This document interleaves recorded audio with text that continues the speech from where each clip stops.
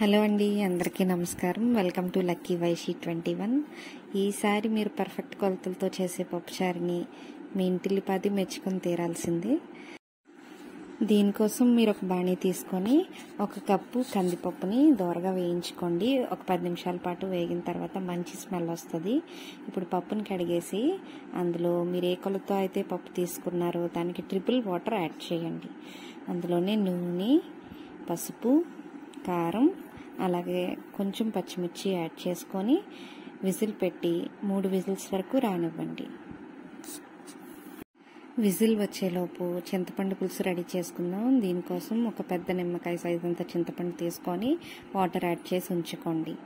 3 whistles వచ్చేసిన తర్వాత మూత తెరిచి చూస్తే మనకి ఇలా ఉంటుంది. మీకు వాటర్ ఎక్సెస్ ఉన్నట్టయితే వాటర్ డ్రైన్ చేసేసుకొని కొంచెం ఉప్పు యాడ్ చేసుకొని పప్పునంతా మెత్తగా మెదుపుకోండి.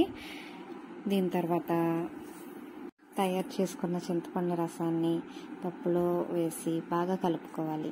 ఈ స్టేజ్లోనే 2 గ్లాసెస్ ఆఫ్ వాటర్, అలాగే మీ టేస్ట్కి సరిపడిన కారం కానీ ఉప్పు కానీ ఏ విధమైన టేస్ట్లో అడ్జస్ట్మెంట్స్ ఉన్నా చేసుకొని బాగా తెల్లకాగనివ్వాలి.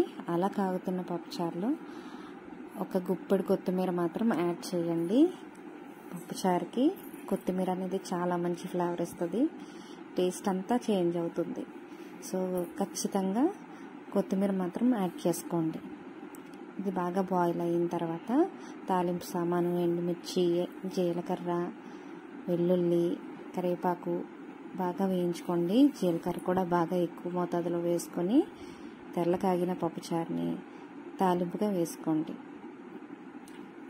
అంతే అండి. ఈ చిన్న చిన్న టిప్స్ ఫాలో అవుతే మీరు చేసుకునే పప్పుచారు మీ ఇంటిల్లిపాదికి ఖచ్చితంగా నచ్చుతుంది. వీడియో నచ్చినట్లయితే please like, share and subscribe. Thank you for watching.